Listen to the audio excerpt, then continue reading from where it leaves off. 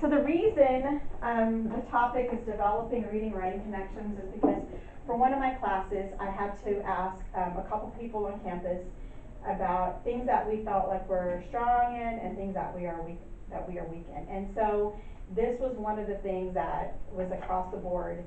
We felt like we were not hitting reading and writing together, that they need to be taught together, and even in other content areas as well, but especially the reading and the writing connection should be together. In third grade, you guys probably, it's easier because you're self-contained, so you can tie a lot of stuff in because you see the same kids all day. But once they go to fourth grade, they start leaving to different classes, and in fifth grade, they even have a totally different language arts teacher than their reading teacher some of the time.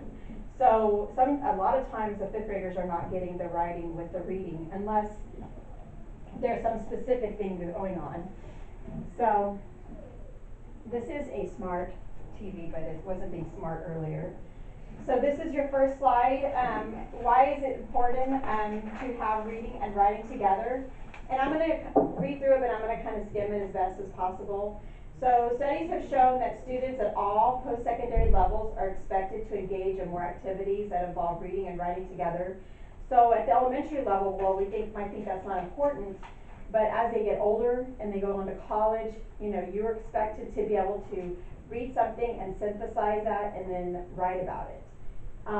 Examples might be taking notes from a text, answering essay exam questions in writing, summarizing text information, writing a research paper or literature review, or in college, all the things that they expect of you. Also, according to research, students become better writers the more they practice reading, and as they write more frequently, their reading skills also improve. So they do go hand in hand together. When reading and writing are integrated correctly, students can better construct meaning and think more deeply about the task, purpose, and audience. And an audience is a big deal in the writing. They want you to know who you're writing for and the purpose why you're writing it. Any questions so far? All right, I'm going to go on. All right, so instructional implications. For students to be successful, teachers need to explicitly incorporate reading comprehension activities with their text that their students must use in reading and writing tasks. So it needs to be important that you choose your activities wisely and you explicitly teach those activities. Activating cultural and topical background knowledge helps the students become successful with reading and writing tasks. That was another weakness that we identified on the campus, was that a lot of times our classrooms are not diverse as far as the literature that we offer. If there's one in the basal reader that maybe hits, like a different culture, then that might get incorporated, but actually choosing a book that may apply to some of our students, needs to be a little bit more conscientious. So that was almost one that I did. And this is especially important with our English language learners and those with limited life experiences. So I know most of our English language learners, our ESL kids, are from Mexico or have, Hispanic background. So thinking of ideas that we can incorporate that into our lessons. And then also some of these children, they just don't have the experiences. Maybe the parents don't have the money to take them on vacations or do things with them to museums and stuff. And so some kids, they're ready to rattle off an answer, and because they've been through, all kinds of stuff. And then other kids, they hardly have left a mind. So that's important to also activate that background knowledge on the topic. And then as teachers, we should also emphasize the importance of summarizing and or paraphrasing what they've read to help develop their writing skills. So that's another key thing. Am I going too fast? I was a fast talker too as a kid. I only had one friend that could understand me. So I was a fast talker. I had to learn to slow down. All right. So the next slide, hopefully they're in order. I kind of double checked this weekend. So these are things that you can do to support your writing with your reading. So we're going to do reading to support your writing and then writing to support your reading. And I'll give you some examples as we go along. Reading journals, I don't know if y'all use reading journals, but students can make lists of important ideas, identify the author's purpose, reflect on issues in the text, and or respond to cognitive strategy sentence starters supplied by you, and I'll give you an example of those.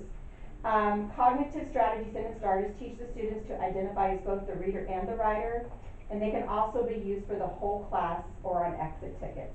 So I'll give you an example of some cognitive strategy sentence starters that you can use in your classroom. And I'm not going to read every single one of these, I'll let you look them over, but I'll list a couple of them on here. So like tapping into prior knowledge, that was one to activate their prior knowledge. You can say, you know, I already know that they can write, I already know that blank about whatever they're reading about. This reminds me of, so they can go back and think about something that's actually happened to them, or this relates to, and I know as third graders, some of the words may be a little bit more complex, so you know, you may have to scaffold a little bit and do a little bit of guiding on that part.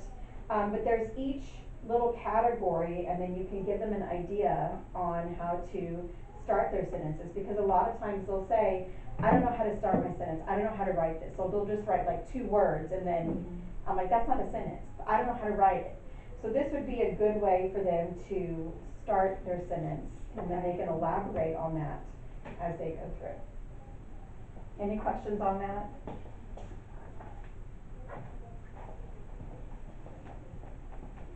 The next one is the reactions anticipation guides. These guides direct the student thinking and have them reflect on their initial perspectives in regards to statements about particular themes in the text. And I created a little anticipation guide, if I could say it today. You can use this in your class with whatever story you're doing. And there's slides also on there that kind of show that. So what you would do is, before you would use this to preview your reading story, before reading they would mark whether they agree or disagree with each statement. And so on the statement, I would supply the statement as a teacher. I would go through the text and find some statements that you think they can reflect on, and then type them in the, or write them in the box, either way. After reading, they would go back and find the page number where they found the answer to the statement that you gave them. And then they can reflect on whether they were correct or not about that statement, and then if they didn't, what did they learn from it? Like, so they're going to reflect on whether they agree or disagree with your statement. They would supply that as well over here. And so it gives them an idea on, you know, some pre-reading activities to activate that knowledge before they even get to the story. So, and it would be useful even on nonfiction, because a lot of nonfiction, you know, like stories about animals or different things, they can decide whether they agree or disagree, and then they can reflect on that later on after they've read the story. So that's the anticipation guide. Any questions? Mentor text, and we're going to watch a video on mentor text. Mentor text is like a big deal. It's a big to-do right now. Basically what mentor text is using good examples of literature to model the kind of writing that you want to see in your students. It can be a book. It can be something you have written. It can be something another child has written that they did a really good job. Maybe they had good voice. They identified, you know, their audience. You could tell who their audience was. There's a lot of different things. So we're going to watch a little video. It's about 5 minutes long. This is actually one of my professors that did the video. If I can get my mouse to cooperate over here. It's just about 5 minutes long.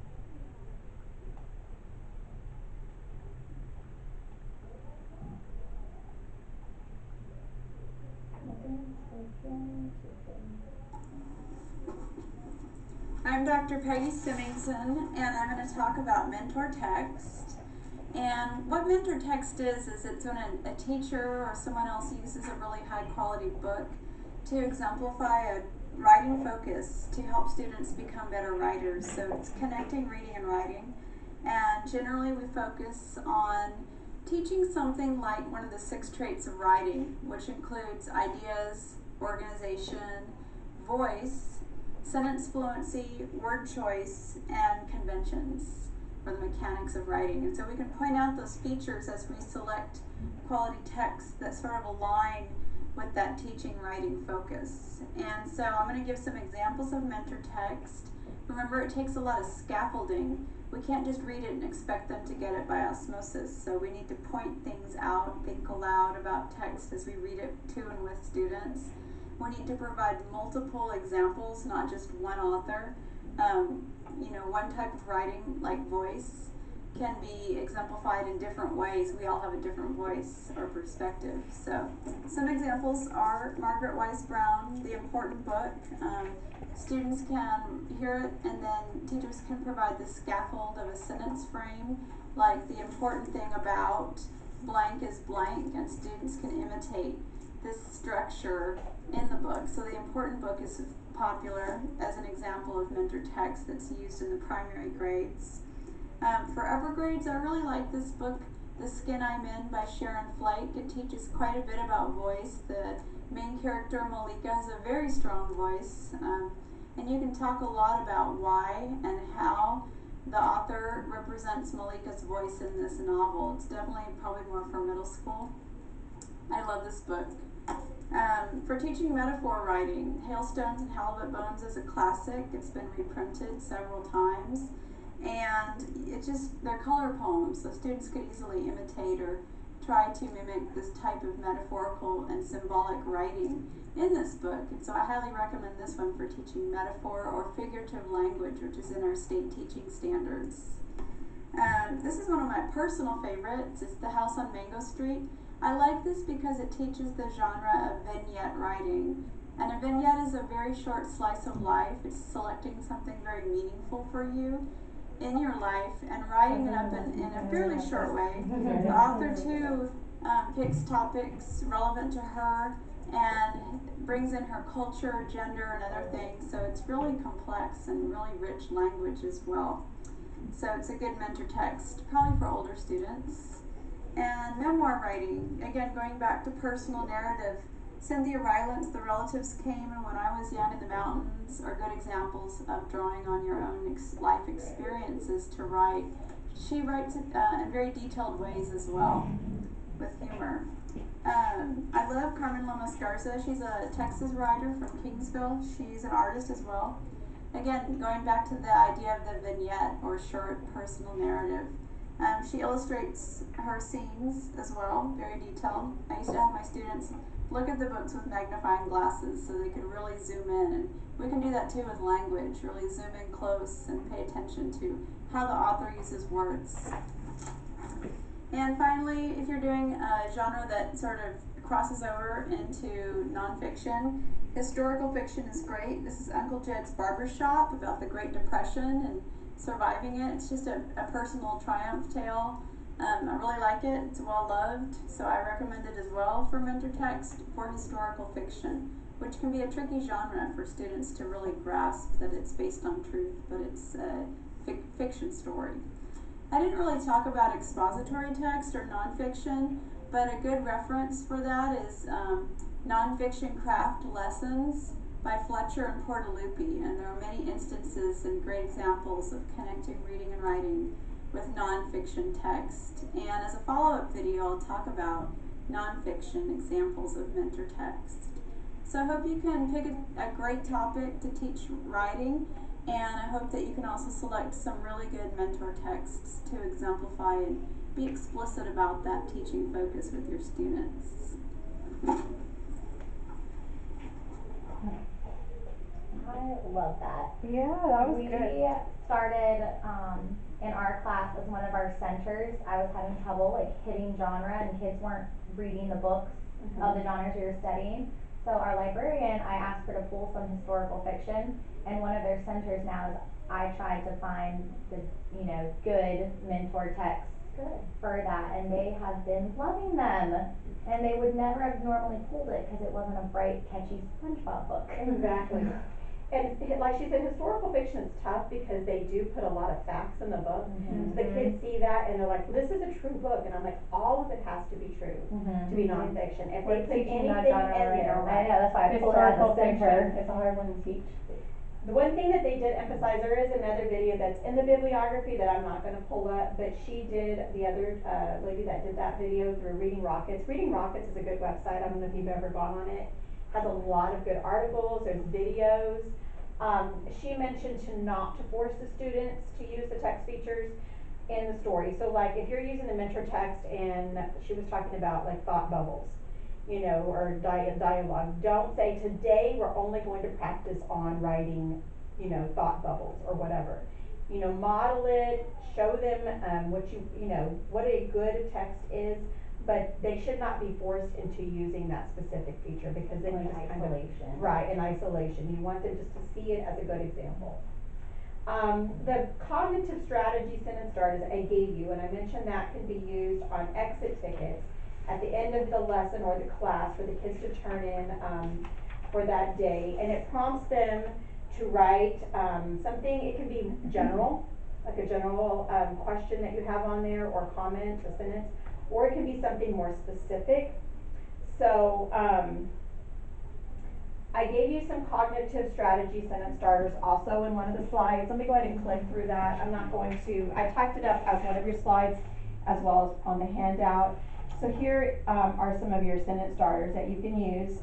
These are just some examples from the ones I pulled. This connects to my life because I like or dislike how the author did something because.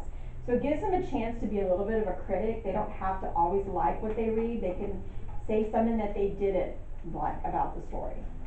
There is the anticipation guide. We also went over that. And then this is the sample exit ticket. I'm going to give you one. These are a lot of different things that you could choose from. Obviously, you would not give that many choices on one exit ticket. Specific prompts would be like to describe the setting of the text. That would be very specific based on what you've read. A general prompt, what is something important that you learned from the story? Or what questions do you have about the story or today's lesson? Or even how would you explain today's story to a friend? That's a good one for them to think about. How would they talk about it to a friend, and they would put that in writing. So that would be a general prompt. So I do have some sample exit tickets as a handout that you can have. This only has one idea per ticket, so you don't have to overwhelm them, especially at a third grade level. I know the more words they see, the more they shut down. They're like, oh my gosh, I can't do this. So this one, right, has described the setting of the text, describe an important event that occurred, or an event or character blank in the story reminded me of blank. So that goes back to tying it to their life, or someone that they met or know, or even another character in a story that they've read before. So you can use these. This works really well for your setup in third grade because y'all have a little bit more time to play with your schedule. I know the other grade levels are sometimes a little bit locked in the way they do things, but they can still incorporate it.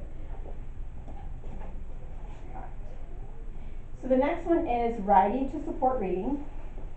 And in writing to support reading, students would compose pieces for a specified purpose, audience, or genre, and they would use those pieces as a model of the reading elements that had been taught or modeled for them. So this would be something that you would have pre-taught, and then they would compose a piece and use that to read out loud or read in a group or with a partner or whatever.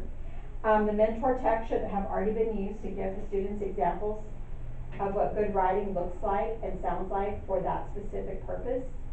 And then they would be expected to be able to read their pieces fluently, with expression would be preferable, you know, whatever expression they need. And their composition should meet the criteria set for the assignment. So whatever you decide you want to see in that writing, whatever they write should meet that criteria. I know at this younger grade levels, you know, it's not going to happen overnight. It's not going to be something that happens the first time that you do it. So now we're writing to support the reading. One of the things that's simple that your students could use is called roll and write, and I'll hand you a copy of that. We're going to do a couple little activities in here that should be very short. The roll and write, you would give them a die, and then they would roll it, and depending on what number they get, they would choose a character. So like say if they rolled a 1, a 2-headed monster.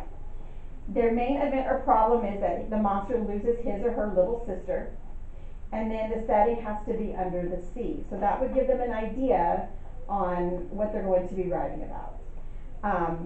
You know, you could give them the option, you know, if you don't like what you get on the first try, you know, maybe like, I'll let you roll 3 times and then pick one of the ones that you get, because sometimes, you know, they look at one of like, I have no clue. And then I just made a little writing section on the back, if they can flip it over and actually write about what they did on the back. So this would be like a fun activity. You could use it as a center. You could even let them work with a partner on this, where they would, you know, bounce ideas off of each other, or they could just do it independently, depending on what you want to see. They could start off as a partner activity and then eventually go into an independent one where you could actually see what each kid has, you know, learned from it. So that's one activity. I would always have them reading the stories out loud, at least to a group or a partner, because they need to practice that fluency and that expression with their writing.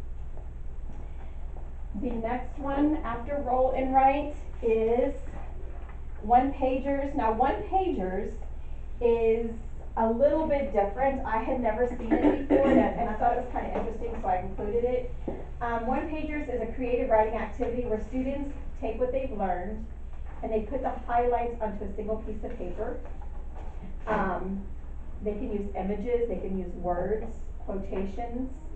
You may have them include the title and the author. They may be able to write questions on it.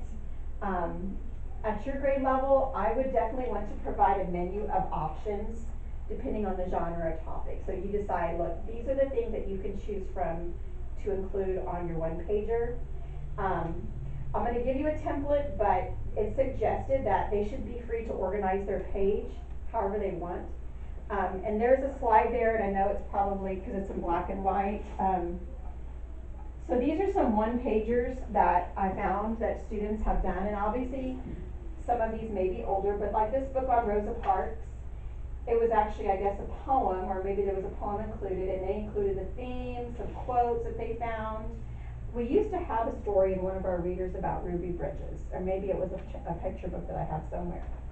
And so students always like to draw, and they always like to include graphics. So this would give them a way to include some art into their 1-pager, also with things that they found in their story. This would definitely take some guiding at the 3rd grade level. I mean, and it may not be something that, you know, it might take months to get them in this process. It would not be something that they would do overnight. So I'll give you, this is just a little bit larger image than the one you have on the 1-pager examples already on your slide. I had never used anything like this before when I was in the classroom, but it's one way to get them to go creatively through the process. So what do you think on this? I mean, I'm curious. I was going to ask, what are your opinions on the 1-pager examples? Do you think that's something that 3rd grade could work with, or do you think that would be too hard? I think it's doing it whole class. Definitely not a whole class. Definitely not a whole class. She was saying GT. And it could be something that you do with your GT kids. Yeah, because this is definitely more advanced than the rest of my class. So this is a template. I found there's lots of templates online that you can find.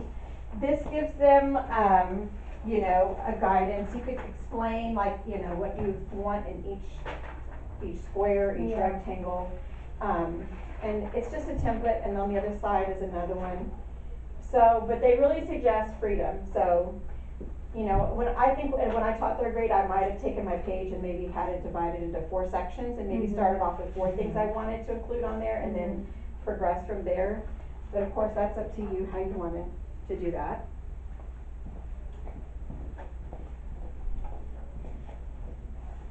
Okay, so create your own ending. There's lots of books out there that you can purchase where students get to create their own ending, and I'm going to show you an example of one.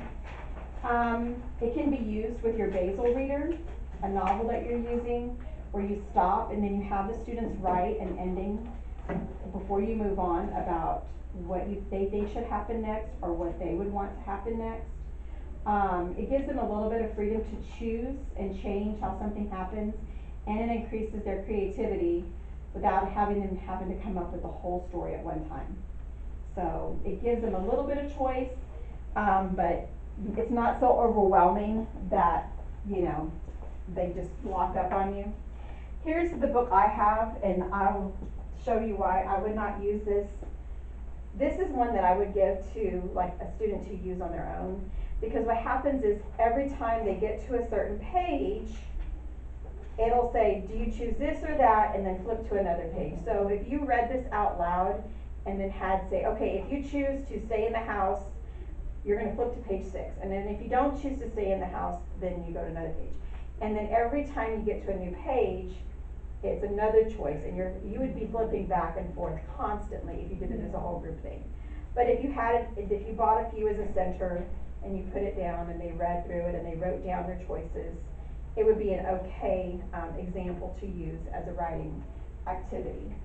What I did is I used that book and I adapted a little bit of the story, and we're gonna do like a quick writing activity for this. And I'll just go through it with you.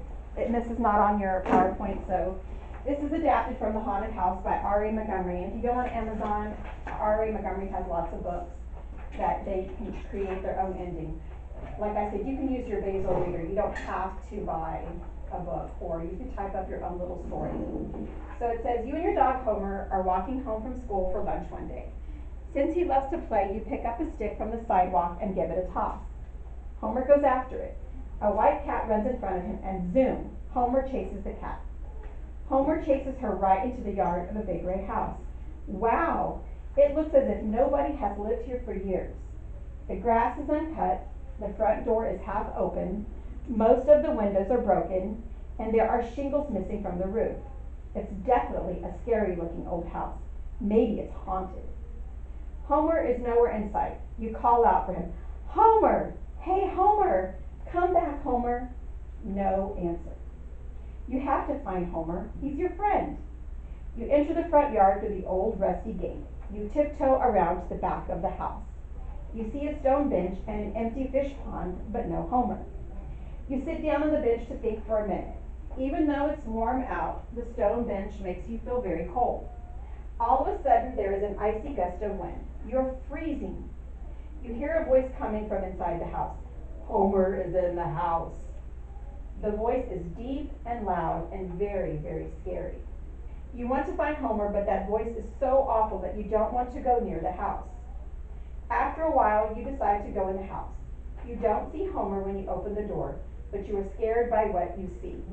And this is when you would have the students stop and write down what they see. So if you could write down a few sentences, 2 or 3 sentences, about something that you would see as you enter the house that would scare you. So I tried to like